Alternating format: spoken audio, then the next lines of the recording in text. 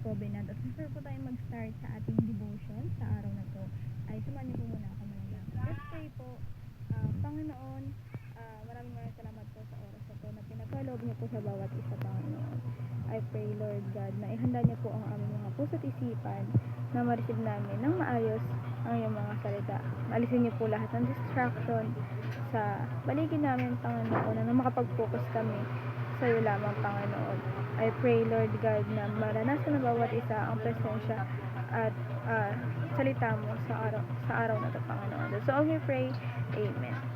Ayan, ang scripture po pala natin sa araw na to ay matatagpuan sa Psalms chapter 17 verse 1 and 2. At ito po lang sinasabi, Hear me, Lord, my plea is just.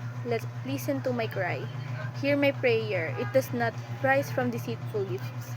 And let my vindication come from you. May your eyes see what is right.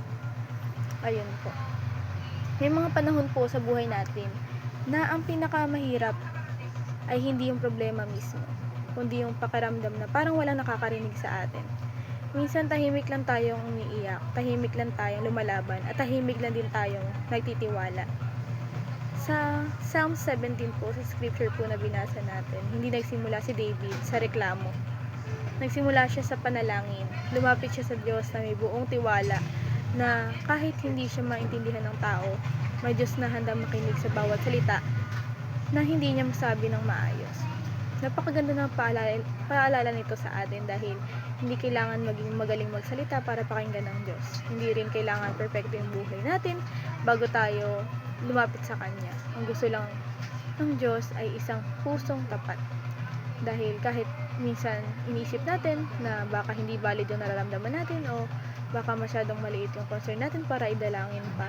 Pero para sa Diyos, walang maliit at walang malaking problema. Ang mahalaga po ay lumalapit tayo sa Kanya ng may katapatan.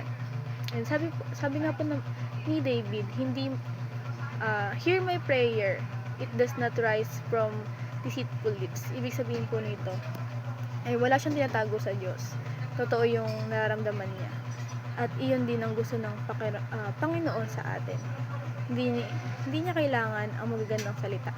Mas gusto niya yung pusong nagsasabing, Lord, ito talaga yung kalagayan ko.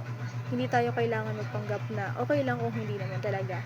Dahil kilala tayo ng Diyos bago pa lang tayo lumapit at makapagsalita. Marami sa atin yung nasasaktan kapag mali yung tingin ng ibang tao sa atin. Masakit kapag hinusgahan tayo, kahit hindi nila alam yung buong kwento. Minsan gusto natin ipagtanggol yung sarili natin, pero may mga sitwasyon na kahit anong paliwanag natin, may mga tao talagang hindi pa rin maniniwala. Dito tayo tinuturuan ng Psalms 17 ay pagkatiwala sa Diyos ang ating pangalan, ang ating puso at ang ating laban. Siya yung nakakakita ng buong katotohanan.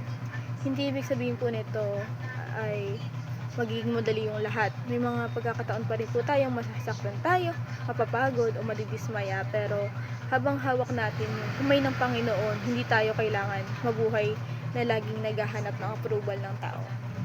Alam ng Diyos yung tunay nating intensyon at sapat na iyon para magpatuloy tayo ng may kapayapaan.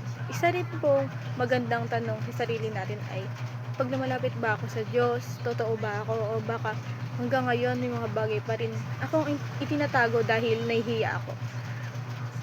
Ang totoo po, wala tayong maitatago sa Diyos, pero kahit alam niya yung lahat tungkol sa atin, pinipili pa rin ng Panginoon na mahalin tayo. Iyon po yung kagandahan ng biyaya ng Panginoon. Habang tumatagal po yung buhay natin, mas marami tayong mararanasang hindi natin kontrolado. May mga tao na darating at aalis, may mga plano na matutupad, at meron din pong hindi. Pero yung isang bagay na hindi nagbabago ay ang katapatan ng Diyos.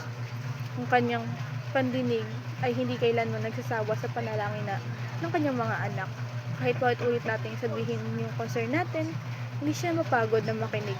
Kaya kapag mabigat po yung puso nyo, kapag iniisip nyo po na kailangan nyo po muna ayusin yung sarili nyo bago lumapit, sabihin nyo po na at buksan yung puso.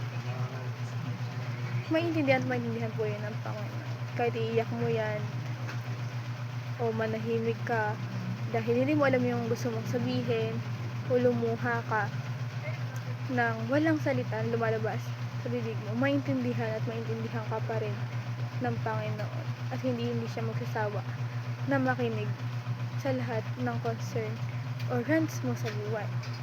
At sa Psalms chapter 17 po ay paalala na ang tunay na seguridad po natin ay hindi nakasalalay sa opinyon ng tao kundi sa Diyos na nakakita ng katotohanan. Siya yung ating tagapatanggol, tagapakinig at ang Ama natin. Kapag siya yung kasama natin, hindi man agad nagbabago yung sitwasyon natin, nagbabago naman po yung puso natin. Nagkakaroon tayo ng lakas na maghintay at magtiwala. Ngayong araw po piliin nating lumapit sa Panginoon na may tapat na puso, hindi para humingi lang ng sagot, kundi para maranasan ang kanyang presensya. Dahil minsan, ang pinakamalaking sagot ng Diyos ay hindi agad ang pagbabago ng sitwasyon, kundi ang katiyakang hindi niya tayo iiwan habang dinadaraanan natin yung mga bagay na yun. That's all po sa ating prayer covenant sa araw na to. Nawa ay marami kayong nakuha sa ating scripture, kahit 2 verses lang po siya. I pray na naka-receive kayo ng sagot sa mga oras. Before po tayo magtapos, samahan niyo po muna ako manalangin. Let's pray. Panginoon, maraming salamat po sa pinagkaloob niyo sa aming oras. Salamat sa bawat panalangin na inaalay at sa kapayapaan. Ikaw lamang ang nakapagbigay, Panginoon. Dalhin mo kami ngayong linggo na may panibagong lakas, pag-asa at pagtitiwala sa iyo, Panginoon. Tulungan mo kami isabuhay yung mga salita at pagpapala sa iyo, Panginoon. Ingatan mo ang bawat pamilya at patuloy mo kami bigyan ng biyaya sa araw-araw. At Panginoon, I pray na lahat ng gagawin namin ay ikaw ay maging gabay namin, Panginoon.